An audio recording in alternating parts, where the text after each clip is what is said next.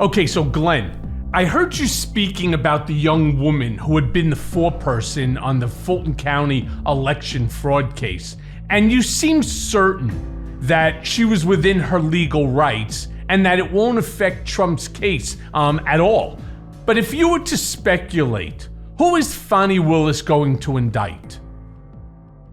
Well, what we know from the forewoman of the special grand jury, Emily Coors, is that they recommended that more than a dozen people be indicted. When she was asked, is Donald Trump among those people, she kind of had that Cheshire cat smile and she said, look, we started with that dirty phone call. I'm paraphrasing what she said. We started with the phone call, find me 11,780 votes and corruptly declare me the winner. So I don't think you're going to be shocked, and I don't think it's rocket science who we have recommended be indicted. And then in, I think, a subsequent interview when she was told by the reporter, did you see that Donald Trump just posted that your report totally exonerates him? You could see the shock on her face. And she said, he said that. Oh, that's beautiful. That's great. I love that. You don't have to read between the lines. It looks like Donald Trump is somebody they recommended be indicted. Now, does that guarantee that when Fani Willis takes that special grand jury report with those recommendations and heads over to the regular grand jury, the one with the power to indict, that she will say, I am urging you to accept all of these recommendations and indict all of these people? It's not a guarantee. But Michael, when she asked for the special grand jury to be impaneled so she could subpoena these 75 reluctant witnesses, and she got a report from them saying, now that we've assessed the evidence, here are the people who should be indicted, including the liars. I can't imagine District Attorney Willis disregarding all that and not asking the regular grand jury to indict all those people. Now, who are those people going to be? You're probably going to have a smattering of fake electors. Now, can I say it's going to be the Mark Meadows of the world, the Rudy Giuliani's of the world, the Sidney Powells, the Jenna Ellis's? I mean, we don't know, but I did find it really interesting that Ms. Coors said that she found guys like Rudy Giuliani and Lindsey Graham to at least be telling the truth about stuff. Now, I don't think we can mistake that for a pronouncement that they didn't commit any election crimes in Georgia. It just feels like they're probably not among the witnesses that the grand jury said, we believe they lied to us and we want Fani Willis to prosecute them for those lies. Okay, so let me ask you this thing. There's so much speculation about what an indictment of Trump in this Fulton County, Georgia case would look like. What are the charges that you think that Fani Willis would end up bringing against? And let's talk about only Donald first. And then we'll talk about Rudy Colludi, Drunken Giuliani, and Sidney the Kraken Powell, and a slew of the others, who I'll group by themselves. But let's talk about Donald first. What do you think the crimes that they can charge Donald with in that specific case? I think the marquee crime is soliciting election fraud in violation of Georgia state law, which is a felony. I say that's a marquee crime because you can prove it by just pressing play. I had the good fortune of trying some RICO cases in the courts of Washington, D.C., in which we had wiretap evidence. And in cases apart from RICO cases, I had covert recordings of the defendants talking about the crimes they intended to commit, the crimes they were planning to commit, and the crimes they in fact committed. And Michael, I called those trials just press play, because when you can press play and have your jurors hear with their own ears the crimes that are being described by the defendant sitting across the courtroom, that's like shooting fish in a barrel.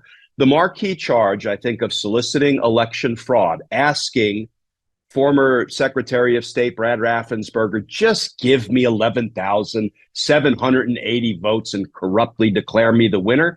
I have just basically summarized the evidence necessary to prove the elements of that crime, soliciting election fraud. I think that will be a marquee charge. Now, I would urge people to read the Brookings Institute deep dive because they set out a dozen crimes, felonies, and misdemeanors alike. I haven't committed them all to memory, that they believe the public-facing evidence shows Donald Trump committed. But here's the other thing that I think is a big-ticket question. And there was a good op-ed in the New York Times by Norm Eisen and Idanya Perry and another prosecutor whose name, I'm sorry, I don't recall offhand. And they talked about, should DA Willis bring a narrow, targeted case with just a marquee charge, or maybe the 2 or 3 most readily provable charges, or should she go scorched earth and use Georgia's RICO laws to try to bring a broad, sweeping prosecution of Donald Trump and all of his criminal associates for all of the crimes they committed? I would urge, not that Fani Willis needs to hear anything from me, she's doing just fine. I would urge the broad, sweeping RICO approach. And here's why. I tried more than 50 murder cases in the courts of Washington, D.C. Most of them were what I call standalone murder cases. I had a murder as the marquee charge, and then maybe I had some related charges like use of a firearm during a crime of violence, maybe assault with intent to kill if somebody else caught a stray bullet. But basically, it was a contained prosecution, one incident.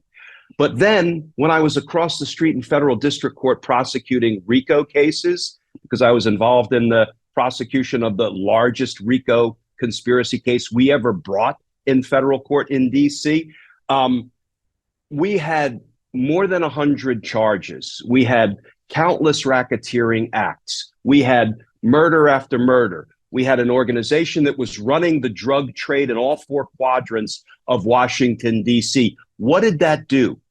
It gave the jury the power of context. This is not one crime or one marquee crime. This is a criminal organization, and it feels to me like Donald Trump has been a member of multiple criminal organizations in his life. One is the Trump Organization, now convicted of a 15-year-long criminal scheme to defraud in the first degree. It feels like his administration was being run as a criminal organization or enterprise. And certainly, everything he was doing down in Georgia with the assistance of others feels like a criminal organization. Go ahead. So let me stop you for a second then, because there's a big difference between something feeling like a RICO versus it actually being a RICO case. Now, I started reading up everything I could on the Georgia RICO Act, which is under the Georgia Penal Code, Section 16. And I just really started to get into it because I was curious whether or not Fani Willis would do exactly what many legal experts, which I don't put myself in your category. In fact, I'm not even a lawyer anymore, right? I've been, with my disbarment, so stupid and crazy. But I started reading up onto this, and in order for Fani Willis to bring this Georgia Racketeer Influence and Corrupt Organizations Act, one of the things that you must have there is what the law calls a pattern of misconduct. Now, that pattern, as it relates to the Trump Organization, one had to do with taxes and employee benefits, whereas this one, as you appropriately and accurately stated, find me 11,780 votes. And my question to you is whether the misconduct that we're referring to, right, which has to be 2 or more crimes, and has to be specific, include the false statements and the improper influence that you were mentioning, which is find me the 11,780 votes, because most experts in this area think it's a very real possibility that the calls to not just to Brad Raffensperger, but to other election officials, as well as to the conversations that he had with members of his inner circle and staff, on making these false statements and continuing to promote the false statements with the coordinated attempt to obtain these fraudulent electoral certificates, that is the RICO charge that they all seem to be referring to. That, and remember, Rudy Giuliani, who, again, based on the public evidence, it seems like he was involved in a conspiracy with Donald Trump to try to, unlawfully overturn the results of the Georgia election. He was, I believe, named as a target by Fani Willis of the Georgia grand jury investigation. We also have information that he was making false statements to Georgia legislators in furtherance of his attempt to overturn the election's results in Georgia. Now, as you say, most RICO laws, federal and lots of states, I think 32 states have mini RICO laws patterned after the federal RICO law, which came first, require a pattern of racketeering activity or a pattern of crimes being committed in furtherance of the RICO enterprise. But pattern is defined in the law as two. Ain't much of a pattern. You need two racketeering acts to successfully bring a RICO charge in federal court. And you probably have read more about the Georgia state RICO statutes than I have, but you say it takes two down there too. Two is not much of a pattern, and it's not that difficult to prove when you recognize that once a conspiracy has been made out, any member of the conspiracy can commit an act all on their own, as long as it is a natural and probable consequence of the criminal agreement, the crime that they agreed to commit together. And that will satisfy the need to prove a pattern of racketeering activity. So you got Trump's call, you've got fake electors, you've got Rudy's lying to Georgia state legislators.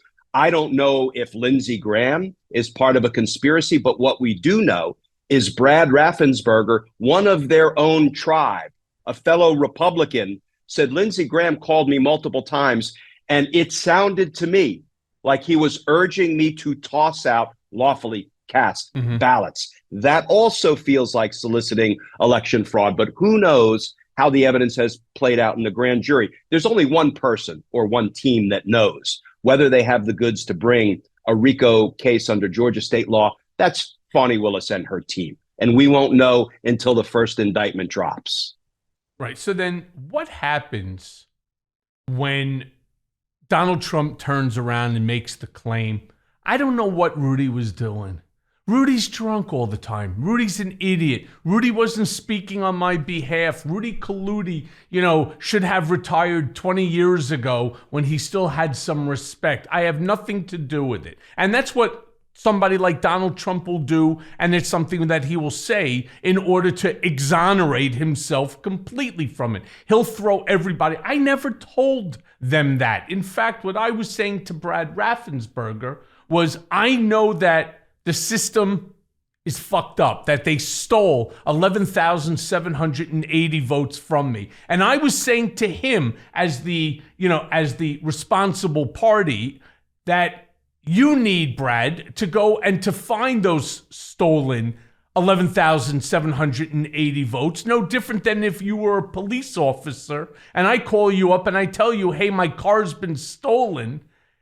Here's the LoJack location in the general area. Go find my car and retrieve it. So he'll say, my mens rea was not to do something improper, but rather to prove something that I've been saying all along. You see, that's the circular logic that Donald Trump employs. It's why Donald Trump never puts anything on paper and he never says anything in a definitive way. It's always some sort of stupid roundabout type of conversation, including the comments that he made to Brad Raffensperger.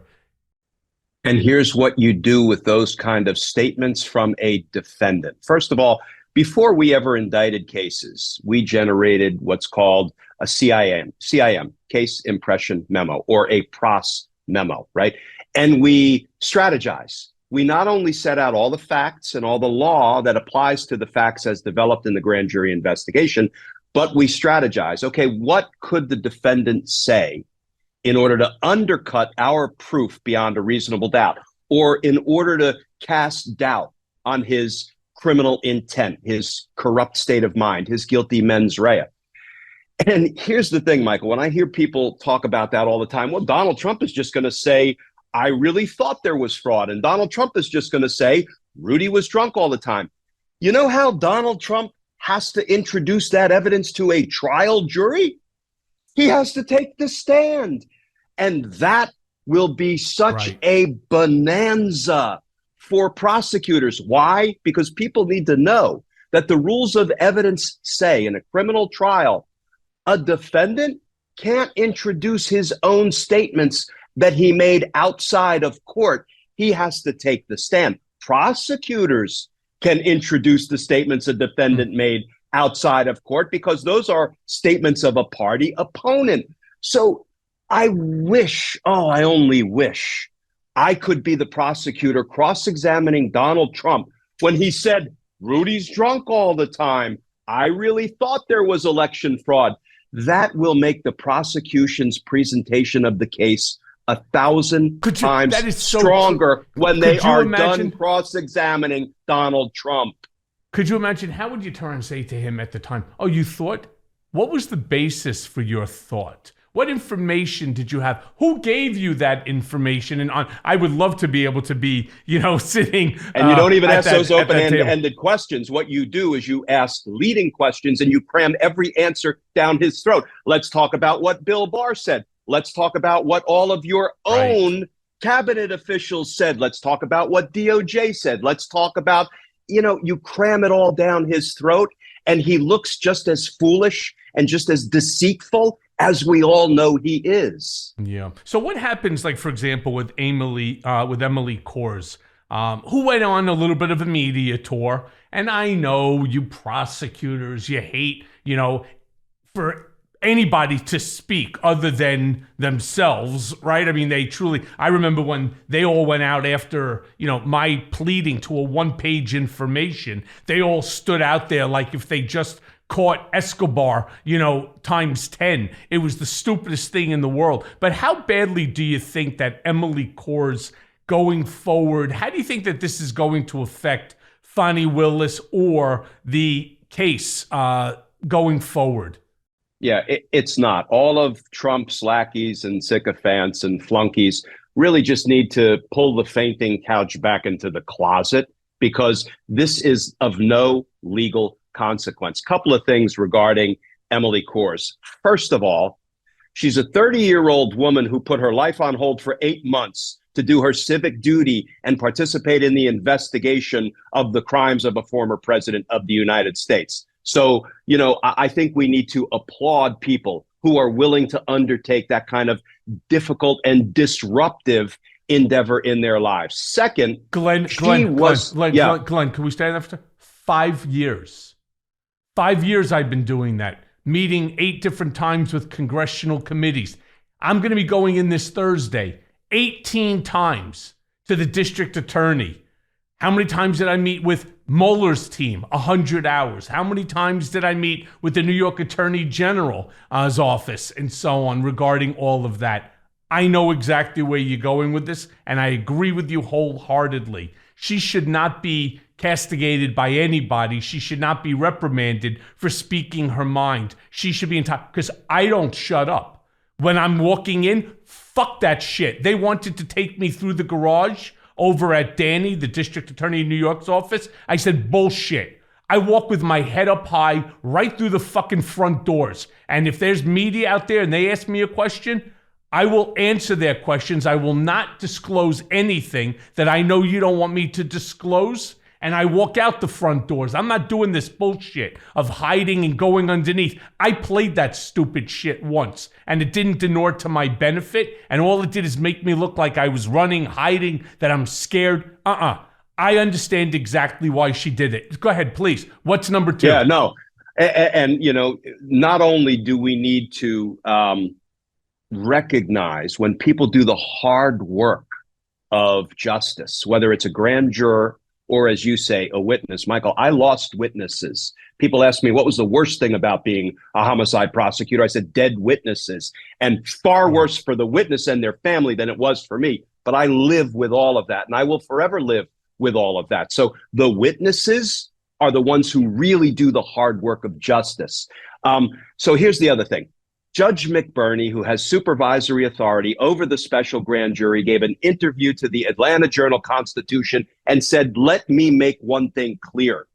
She did nothing wrong. I'm paraphrasing because what he said was the only thing jurors are not permitted to talk about are their private deliberations. They can talk about the witnesses who testified. They can talk about the conclusions in their report. But Ms. Coors chose not to go that far. She did nothing wrong under Georgia state law. She did nothing wrong under the rules that were set, the do's and don'ts as set by Judge McBurney. So, and is she a little quirky in the way she communicates? Yeah, guess what? I'm quirky. You're quirky. Everybody is quirky. And the fact that people are laying into her for that, I find, frankly, despicable after she spent 8 months doing what she did.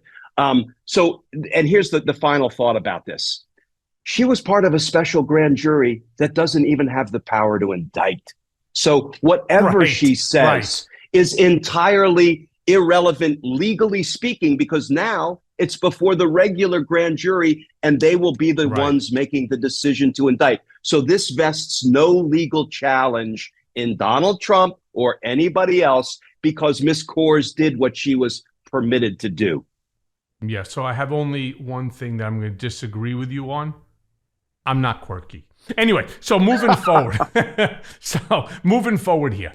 Jack Smith, and we all, of course, know who Jack Smith is. He's the special counsel. He's now making some moves, and some pretty bold moves, including recently subpoenaing Mike Pence and, of course, Jared and Javanka, right? I mean, two things.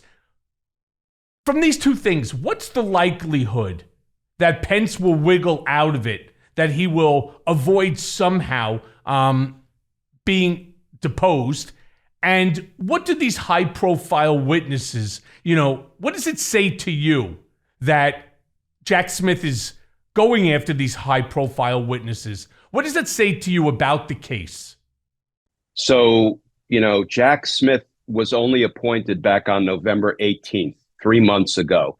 And he, in rapid succession, subpoenaed a White House counsel, a deputy White House counsel, a former vice president of the United States, a former chief of staff to the president of the United States, a president's daughter, a president's son-in-law, the president's criminal defense attorneys. And let me tell you, Michael, that is not something prosecutors ordinarily do. Subpoena the criminal defense attorneys representing the target that we're investigating and intend to indict. That is really unusual in my experience. We do it sometimes when we think, there is a crime fraud exception to be had, and we can use it to pierce the attorney-client privilege.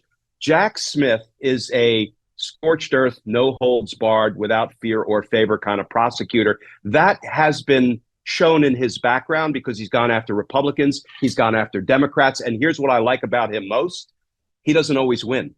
He brings really challenging, politically charged cases against Republicans and Democrats because it's the right thing to do, win, lose, or draw. That's the kind of prosecutor I want to get in the foxhole with. So I think Jack Smith will move toward indictments. We're also dang frustrated because it feels like we had to suffer 2 years of inaction, because I am gravely concerned that DOJ has sent a message by declining to indict any of the higher ups of the insurrection, the command structure, right? They're going after the boots of the insurrection, the people that Donald Trump told to go ahead and attack the Capitol, and they're doing, I think, a good job of that. They're in their fourth seditious conspiracy trial as we speak. Actually, the third one against the Oath Keepers and the first one against the Proud Boys, and they're doing great work over there. I've been sitting in on some of the hearings, but they haven't touched a single person of power or privilege or influence or politics. That sends a signal that if you are tomorrow's aspiring dictator and you want to try to overthrow our democracy, you're going to have more than 2 years to plot your next move, to try to figure out how to get away with it, because we won't touch you 4 years. That is a dangerous precedent, atmospheric precedent for the Department of Justice to have set, but they set that precedent. And I can only hope Jack Smith, here's what I like most about what I just saw Jack Smith do. He filed a preemptive motion, an offensive motion with Chief Judge Beryl Howell. He said, look, I'm not even going to wait for Mike Pence to go into the grand jury and start asserting bogus privileges. I'm filing a motion preemptively, offensively, right now, up front. I want Judge Beryl Howell to tell him, you got no privileges, get in the grand jury. That's not ordinarily how we litigate privileges. There is a method and a sequence to this. You put the witness in, you let him invoke all the privileges, you brief it up, you set oral arguments, you get a judge to decide it. And Jack Smith said, no. I analogized. I said, this is like Jack Smith being a Major League Baseball pitcher, striking out people as they're sitting in the dugout before they even walk up the home plate. That's what Jack Smith is trying to do right now. And that gives me some comfort and confidence that he's a different kind of federal prosecutor. Yeah, but let's also not forget that at the end of the day, Merrick Garland's still the one that has to bring those charges, and I have very little confidence in Merrick Garland. But I will tell you something that it bothers me when I saw all this happening. It reminds me so much of the mortgage crisis debacle that we all lived with, right? When not one single bigwig, not one billionaire from that Lehman estate or anything ended up doing one day of time, and how many billions of dollars did we end up losing? But the one question I really have for you on this one is, I was a little bit confused because my understanding was that Jack Smith was really brought on as the special counsel for the document case. And I didn't realize that it was this expansive, because now he's bringing in Jared and he's bringing in Ivanka and Mike Pence. And I think he also subpoenaed, Mark Meadows in the same probe. And he's going full balls to the wall on this one. Yeah, but his appointment letter actually gives him the authority and jurisdiction to investigate both things, the insurrection and the classified documents crimes. Right, because this one is all about, of course, Trump's efforts to remain in the White House, right, after losing the 2020 election. And I think it's incredible. If you can get on the stand Jared, Ivanka, Meadows, Rudy, you can get, half a dozen of these people. But this shit needs to move quick, because me personally, and I'm involved in this every single day, whether it's tangentially or directly, I'm tired. I'm tired of every day watching this bullshit just sort of sift through the strainer, and I'm just losing it sometimes because they fight, and then shit moves on because Donald does something more chaotic than the last thing, or something new pops up, and then it just extinguishes exactly what everybody was looking for. But let me ask you this then, Glenn, because you tweeted last week that, and I quote, former President Donald Trump will sell out members of his own family if he's indicted, including his daughter Ivanka and Trump's son-in-law Jared Kushner. Now, no truer statement has been said. If you go back to any of these podcasts, and my listeners could confirm it, I've been saying this shit on television, on this podcast, in the press, literally since the day that I was going away. I said he'll throw God under the bus if it would help him to avoid culpability or accountability. Tell me what made you decide to tweet that out. I can't remember what the reporting was, but we all know Donald Trump is a narcissist. You don't have to be a psychologist or a psychiatrist to understand that Donald Trump cares only about Donald Trump. So I prosecuted plenty of defendants who were narcissists. And the one thing that they tended to have in common is they would do anything and sacrifice anyone to protect and preserve their own position. So if it meant they could throw a bunch of folks under the bus, if we would agree to give them a sentencing recommendation or cap that was 1 year lower than they might otherwise get if they didn't cooperate and throw people under the bus, they couldn't sign up quickly enough. Narcissists protect themselves, and they, at the expense of everybody else, friends, families, loved ones, enemies, everybody. That's what I see Donald Trump doing when, hopefully not if, but when he finally sees himself indicted. And I still believe once that first indictment drops, the dam will break, because then every prosecutor will feel like, oh, you know what? Donald Trump committed crimes in my jurisdiction. I got to step up now because that barrier has been broken and a former criminal president has been charged. So I do believe you'll start to see indictments dropping once we get that first one, which looks like it's likely to be out of Georgia. Yeah, I think the first one is likely to be out of New York. I hope you're right. But I'm a firm believer, which is hysterical, because most people were so angry, myself included, right? When it came to Alvin Bragg, our New York district attorney. You know, what's he doing? What's he waiting for? You saw Mark Pomerantz and Carrie Dunn resignation letters. You saw things absolutely come to a screeching halt. And now all of a sudden, things have picked up with super, super speed. And I think the team that he has attached to this specific matter are equally impressive as Mark Pomerantz, Carrie Dunn, and their team. And that says a lot, because I have the utmost of respect for those two individuals. But let me tell you, Michael, and I agree with everything you just said, and I want you to be right. The charges are imminent in New York. But here's the thing, the data point that really bothered me, right? It was not just Pomerantz and Dunn resigning after they concluded there was enough to indict and enough to convict. That's a problem, because I was a career prosecutor, and when I made the hard recommendation to the U.S. attorney that we got this one, boss, let me do it, and they told me no for some reason, that didn't sit well with me. But then when I read some of the closing argument of, I don't know if it was a closing argument or rebuttal argument, I think it was Joshua Steinglass was the prosecutor who made this argument. He said, ladies and gentlemen, the evidence you saw during the course of this trial makes it clear that Donald Trump explicitly approved the fraud. Well, here's my beef, Michael. If you had that evidence and you felt ethically comfortable and confident making that argument at the end of a jury trial against the Trump organization, then why in the hell wasn't Donald Trump sitting at defense table?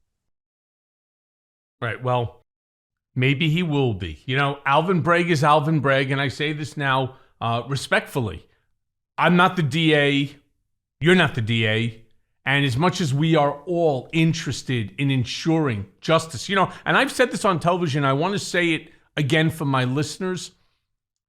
I don't want to see Donald Trump go to prison because I dislike him. I don't want to see Donald Trump go to prison because I'm angry at him. I don't want to see Donald Trump go to prison for trumped up charges like they brought against me. I want to see Donald Trump indicted, prosecuted, and potentially convicted for crimes that he committed that a jury of his peers convict him on. That's what I do. And if they choose not to, for whatever the reason may be, so be it. But I don't want to see anyone, including Donald Trump, prosecuted and convicted because I fundamentally disagree with everything or almost everything that comes out of their mouth. Can I just jump back to Judge Beryl Howell for a quick second? Because now you got me thinking.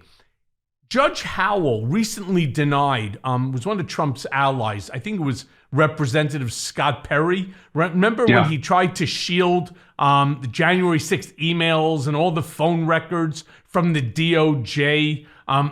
Because the judge reasoned that they're not privileged and that he's not above the law. So what do you know about that case and what it might mean for the other Trump co-conspirators in Congress? Because that's something I think about all the time. All of these motherfuckers that sit there and they tout the congressional pin and they wear it around their neck next to an AR-15 pin and stuff like that. They really, really get under my skin. And I'm dying to know your thoughts on this. So here is the 50 plus page motion that, or ruling that Judge Beryl Howell released recently. She decided it back in December, but she just released it because it was important to get it into the public square. And I love what Judge Beryl Howell did, because this is the Scott Perry litigation, right? Scott Perry, the prosecutors, I was a career prosecutor, I lapse into we sometimes. The prosecutors seized his phone pursuant to a judicially authorized search warrant, but they didn't search it. They didn't look at the contents because they had a procedure in place to make sure they didn't violate Scott Perry's speech or debate clause privilege. They didn't see something they shouldn't see. Right. So they gave Scott Perry the opportunity to file a motion in court saying the prosecutors shouldn't get to see what's on my cell phone. That's what was litigated before Chief Judge Beryl Howell. Scott Perry identified 2,200 communications, emails, text messages on his phone that he said, you can't look at these, speech or debate clause privilege.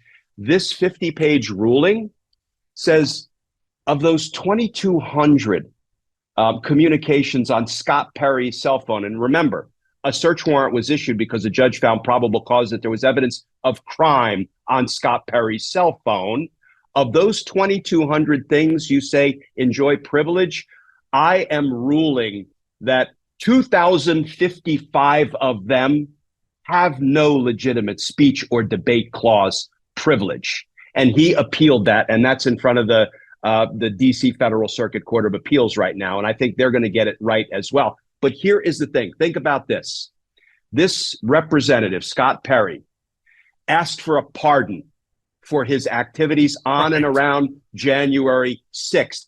I'm quite sure he didn't ask for a pardon because those 2,000 messages on his phone involved a robust debate over legislation such that they should enjoy speech or debate clause privilege. You're going to see the very crime on Scott Perry's phone that the judge concluded was on there, which is why the judge issued a search warrant for Scott Perry's phone, and he tried to hide it from the grand jury and the J6 committee and all of us, and he's not going to get away with it. So I can't wait at the end of the appellate process to see what those 2,200 messages were that Perry so desperately wanted to hide from the grand jury. Do you know what any of them are? And could you? No, and here's the one interesting example? part. No, because think about it. The prosecutors haven't even looked at them yet, right? They gave them to Judge Beryl Howell in camera, ex parte. They said, Judge, look, we can't even make an argument about these because we haven't seen them. We're asking you to review them. And here's why it's so important. Judge Howell, sort of on her own, looked at them without even the prosecutors making an argument on substance because they don't know what's in them. And she said, they are not protected. Give them over. Huh. Let me ask you a question. It would be protected speech. Would it be his communications with his tug and rub masseuse over at one of these drive-through massage places? I don't know what he's up to, but what I want to see is anything I'm just on asking, that. Do you think that would be protected speech? No, well, and what's pretty clear when you read this 54-page ruling, anything that's personally embarrassing is not covered by speech or debate clause privilege. No, it's not. Right? That's the point. That's the point. I was trying to bring and I don't know up what Perry's up to, but trust me, with the same thing that they're all up to, and it's 100% no good. The only thing, and it's something that bothers so many Americans, especially myself. Those who have the power seem to not just be able to escape any accountability, but they do it with such impunity. I mean, I can only imagine what his text messages read like. Remember, they took all my stuff. They took my wife's stuff, my children's stuff. They all started making allegations. The prosecutors from the Southern District of New York, who were a bunch of dirtbags, turned around and they all said that these were burner phones. They're not burner phones. They're old Apple iPhone 5s and 6s and 7s because, for God's sakes, every single kid in America has to have the brand new iPhone literally the second that it comes out. You're standing on these long-ass lines. Now, at least you can put it in through the internet and you know what day you're going to get it. But those days, we were standing on long lines to make our kids happy. I mean, that's the crazy shit. But you don't see these sort of fucked up type of emails and text messages. I'm dying to see his text messages, to be honest, because what we start seeing now, every single time something gets released, They're all shitting on each other. They're all making fun of each other. They're as obnoxious about things that they each say behind their backs. And then, of course, they go out and they continue to promote the Trump lies. Well, let me ask you this then. Let me just go back to Jack Smith now. So what kind of luck do you think that Jack Smith will ultimately have to prosecute Trump and other lawmakers who aided and abetted this attempted coup? I mean, do you think people are finally going to go to jail? You think that'll ever see the light of day? So let me start by, will they be convicted? And then we can move on to whether they'll go to jail. I'm not a betting man. I'm not a high roller. $1 is my limit, but I would bet $1 that Jack Smith indicts Donald Trump for both documents crimes and for the insurrection. And I have maintained for a very long time, the only thing standing between us and a Donald Trump conviction is an indictment, because once a prosecutor is standing in the well of the court arguing to 12 citizens, sitting as the conscience of the community, the case almost can't be lost, because, we spin out all these thought experiments. What if Donald Trump says this? What if he says that in court? First of all, he's not going to take the stand, so he's not going to be able to say anything in court. And we are going to inundate him with his own statements and admissions that he made on his, third-rate social media platform, Twitter before that, you name it. So he will be convicted. He will be indicted. He will be convicted. Will he go to prison? I sure hope so, because if he's sentenced to home detention, that is like sentencing somebody to, binge watch Netflix and get DoorDash. That's no kind of punishment or deterrent. And all that does is encourage tomorrow's dictator, wannabe dictator. I do think a whole host of people are going to go down, just like they did in Watergate days. I think many of them will go to prison. Again, if I had to bet $1, I'd probably put 50 cents of it on Donald Trump serving some time rather than just going into home detention. So I think it'll be 100% home detention, only because, let's not forget, for 4 years, even as dumb as he is and as poor as his memory is, he was still debriefed for national security purposes. And I wouldn't want that information. As much as I would love to see him in orange behind bars, I don't see it as a possibility. Too much access for him to give out those top secret information, which he would do for a can of tuna or for like a book of stamps. But I want to ask you this, because you said that you think that Jack Smith will indict Trump on the documents. How does he do that and Joe Biden doesn't get indicted for the same exact crime? Yeah, I actually think the chances of Donald Trump being indicted for documents crimes ticked up a little when we see how Joe Biden and Mike Pence handled a similar problem, not the same problem, but a similar problem. Those two men left government service and they packed up, or had somebody pack up for them, their offices, and some classified documents ended up at Biden residences and at Pence residences. And when these two men got wind of that, they alerted government, the appropriate authorities. They said, please come take these documents, because now we're realizing we need to focus on our own practices when we were former government officials. Of course, Biden is again a government official. Here is what we found. And by the way, we welcome you all in to please look at everything, because we don't want to have missed something. Here is the fundamental difference. No federal judge has ever issued a search warrant to search Joe Biden's property or to search Mike Pence's property. Why? Because there's no probable cause that a crime has been committed.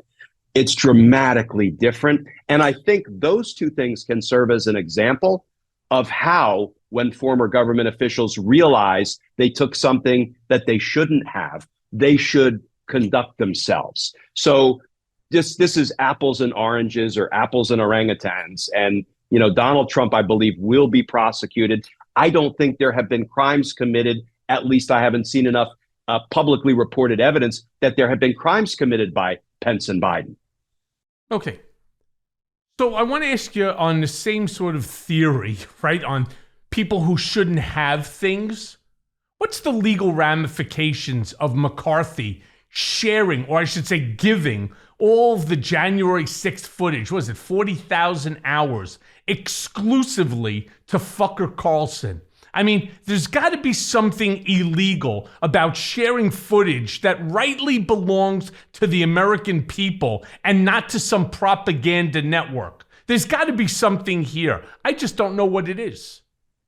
I don't know that it constitutes a crime. And, as much as I, as a former career prosecutor, look for crime under every rock and around every corner, I don't know that what he did was criminal. It certainly was an abuse of his office, an abuse of his authority as a member of Congress, I believe. Think about it. In the hands of Tucker Carlson. And of course, this came right on the heels of us all learning in the Dominion voting systems litigation that Tucker Carlson and company intentionally lied to their viewers, to the American people.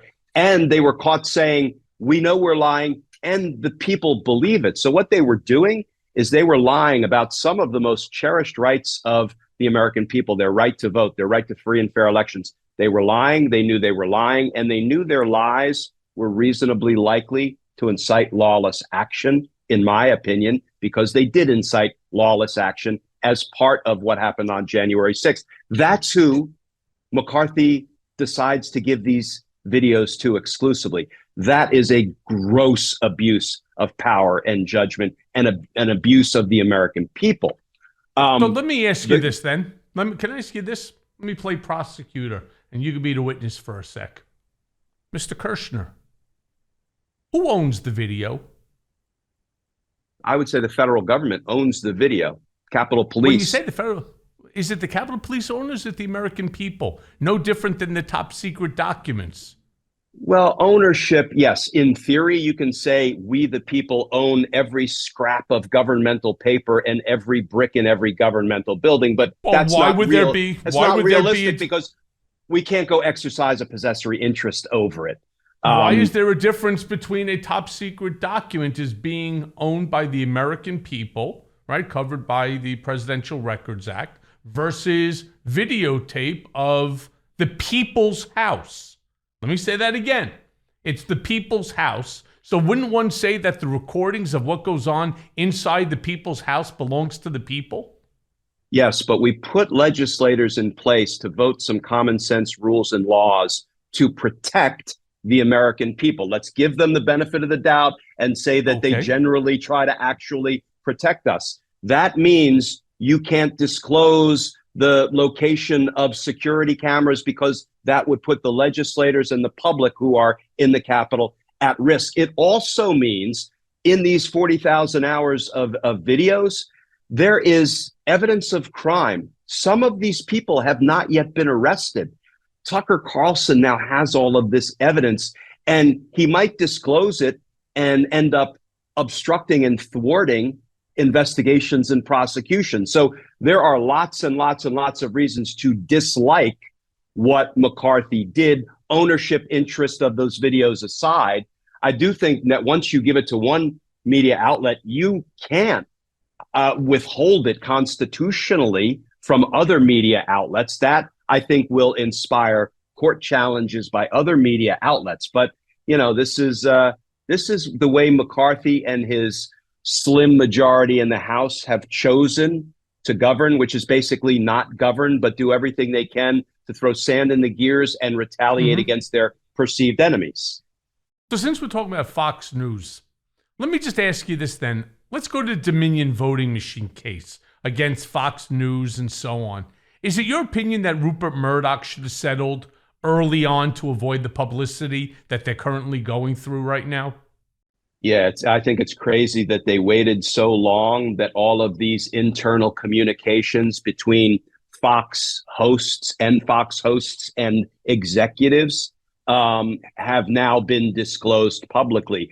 I would say this, hurts whatever credibility they, still have, but I don't think they have much. They're not truth tellers. Well, who? The Fox, the whole Fox organization.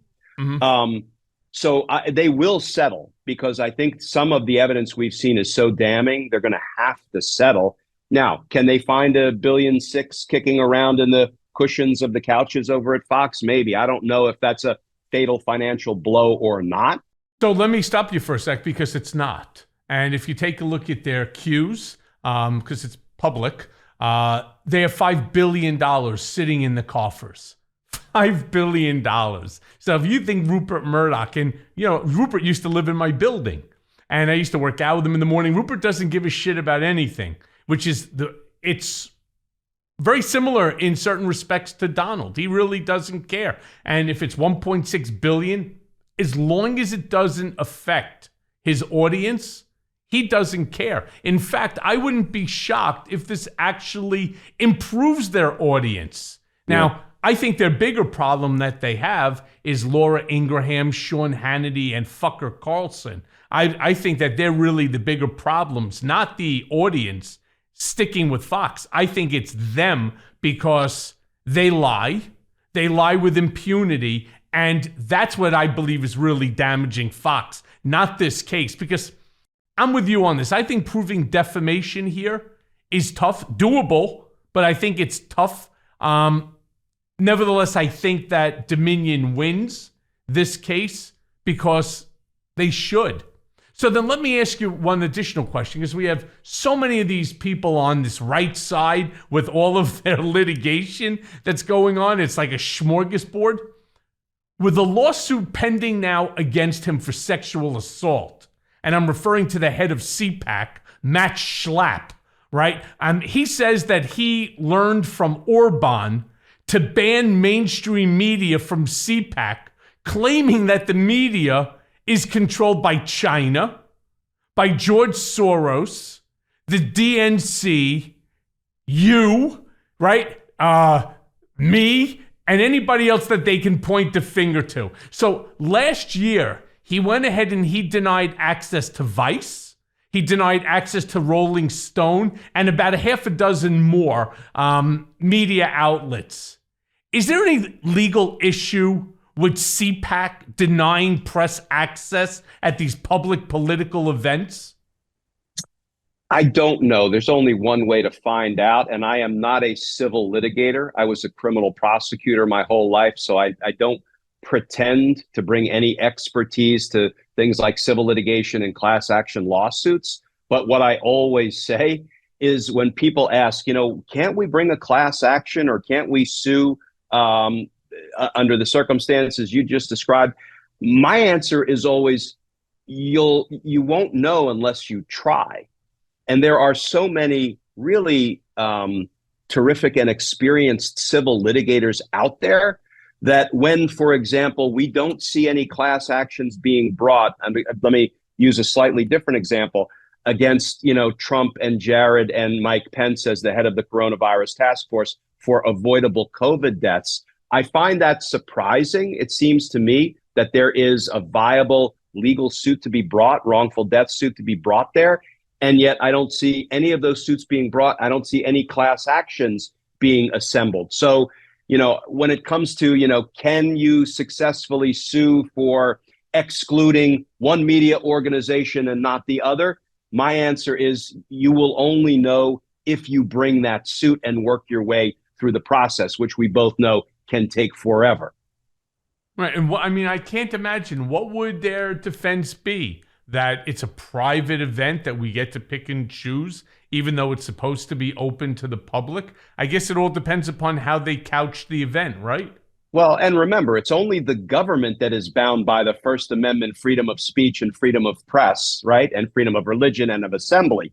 It's not a private organization. And I don't think that is a government entity, right? So they could say, listen, just like Twitter, hey, I can ban you and not ban you because I ain't the government and I'm not bound by the First Amendment. They could say that.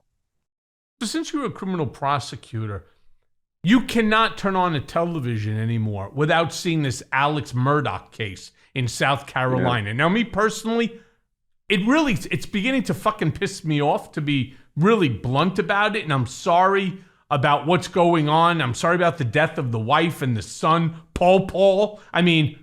If he calls that kid Paul one more time, I wanted to throw something at my television, but it's too expensive. I wasn't going to do it.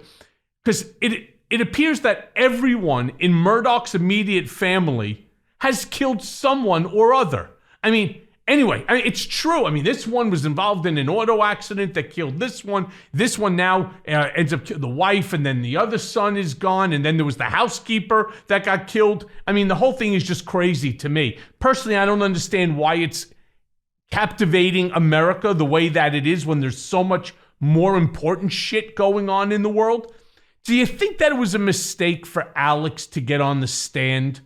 And because I watched him, and the way he's just his body language, his intonation, the whole 9 yards, to me, it looks like that he's guilty, probably. But I was curious whether you think that he could get a fair trial in a place where he's such a fixture. And I'm talking about that area of South Carolina, coming from a very well-respected family in the legal profession and so on. Yeah, first of all, he can get a fair trial. And if the judge did his or her job, I've been watching it as well. I can't remember who the judge is offhand. Then Murdaugh is receiving a fair trial because, during voir dire, during jury selection, we ask every single juror, do you know anything about this case? Yes, I do. Okay, well, what do you know? Can you put aside what you know and base your decision only on the evidence you see introduced during the course of the trial? You have to gauge the honesty of the juror's response to that question. You can know, listen, people are going to know all about Donald Trump when Donald Trump is a defendant and they have to judge him. The issue is, can you honestly abide by your oath to set aside what you know, including any preconceived notions, biases you might have, political associations or ideology you might have, and decide this case based only on the evidence. And if you do a really good, thorough voir dire jury selection, you can impanel a fair jury in any case, including against Donald Trump and Alex Murdaugh. Should he have taken the stand? It sure didn't look like it. I watched his testimony as well. And when you take the stand and you say to the jury, okay, I've been lying about everything for the past 20 months. What signal does that send? One, you apparently didn't care about the murder of your wife and son being solved because you lied about everything to the authorities. And two, it's true. What I said to every jury in closing argument, Michael, when the defendant chose to testify, defendants ordinarily don't choose to testify. But for example, I had a RICO defendant who chose to testify, and I got to cross-examine him for 2 trial days. And it was like, being a kid in a candy store. For me, it was so dang much fun. And he hurt his case so badly by taking the stand. But I tell every jury in closing argument, ladies and gentlemen, when you saw that the defendant, Alex Murdaugh, had decided to exercise his right to testify, he got up from his chair. He walked across the well of the courtroom and sat in that witness chair. Did you really expect he was going to say, okay, you got me, I did it? No. Right. He was going to Perry lie. Mason moment. He was going to lie to you to try to explain away all of the deeply and sharply incriminating evidence you saw with your own eyes before he hit the stand, and he did a miserable job of explaining it away. Why? Because he's guilty. Don't let him fool you. I mean, his testimony was pathetic because the phone records had him. The blood spatter had him. The ballistics, one of the 2 guns used to execute his wife and son, came from a Murdaugh family gun, which chances are some outside intruder didn't bring with him. I mean, fact after fact after fact. He's done. He's convicted. Yeah. I mean, then the whole thing with the dog, with the chicken in the mouth of the bird, and the Paul and Buster, and I don't know. To me, it was the whole thing was just so ridiculous. And what bothered me, and look, as I have always told you before, the hour goes by quickly on Mea Culpa because we could have a lot of fun here. But what bothered me is while we're watching this stupidity, this asshole try to explain away murdering his wife and Paul, right? You have crimes against humanity going on all over Ukraine by Russian soldiers and so on. What, if anything, can you tell us about the prosecution that's currently going on right now? A lot of people don't know this. 71,000 plus war crimes perpetrated in Ukraine by Russian army members. All right, because it appears that some trials are underway in Ukraine, and I don't know where they're doing these trials because most of the buildings are knocked down and there's shelling going on everywhere. But what are the rules for war crimes, especially the ones that I hear that are being right now perpetrated against Ukrainians? Kidnapping of children, rape, murder, beatings, torture, all of that. I mean, shouldn't these cases be judged in a neutral court, for example, like in Hague? Yeah, I've never been a practitioner in the field of war crimes. And to be honest, I didn't know there were trials up and running in Ukraine right now. Usually, war crimes get tackled after the hostilities have ended. So I can't really give you an intelligent answer on any of that, other than, yes, The Hague is some place that war crimes have been handled, including by none other than Jack Smith, which I think, one of the things that has so impressed me with Jack Smith is, you can leave the Department of Justice and go into private practice and quadruple your salary. I never did that. I spent more than 30 years as a federal prosecutor, first as an Army JAG, and then nearly quarter of a century at DOJ. And I said, after that, I can go out and paint houses, I can roof houses, I can work on horse farms, I can work on commercial fishing boats, all of which I did as a gutter kid growing up in Jersey. But I'm not going to go out into private practice and represent folks, because that's not where I'm comfortable in the system. But Jack Smith didn't do that. He decided to prosecute war criminals when he left the Department of Justice. And again, that tells me something about the man and what's important to him, what's value, what he wants to focus on. And that's why I know it doesn't have to do with the war crimes, which are plentiful, it seems, in Ukraine. But, the Hague is the natural place that I think of when you think of war crimes being prosecuted. Yeah, and I can only say we need more people like Jack Smith and like yourself, as opposed to some of these career prosecutors that basically only give a shit about their conviction rate, like the guys that went after me over at SDNY. A lot of people hate that I talk about them. I don't give a fuck about them. You got Nick, Nick Roos, Tom McKay, Judge Pauly, who's now deceased. All of them, they're all in this. Andrea Griswold. I mean, the whole slew of them, all they care about is their conviction rate. And eventually they'll figure out what to do, like the way Robert Kazami is now, I think, over at Guggenheim Partners, making $10 million a year. For what? I have no idea. He's fucking stupid as shit. And other than the fact he has a badge to shove things down your throat, it doesn't really matter. But that's for our next discussion, because there's so much going on with that case too. If only I could get FOIA to turn over the documents that they've been required to.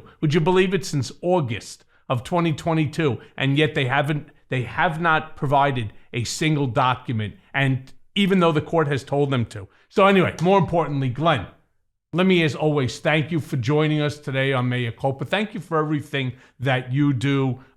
Keep it up. I love, by the way, on your TikToks and your Instagrams. I love when you do your 2-3 minute little news breakdowns. I think they're fantastic. Do not stop, because honestly, people need to hear your voice. They need to hear truth in what's really going on. And so I'd like to thank you myself for everything that you're doing.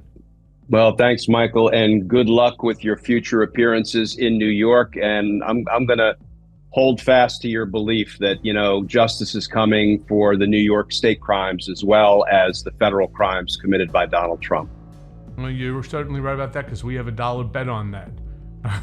All right. I will see you soon, my friend. All right. Take care.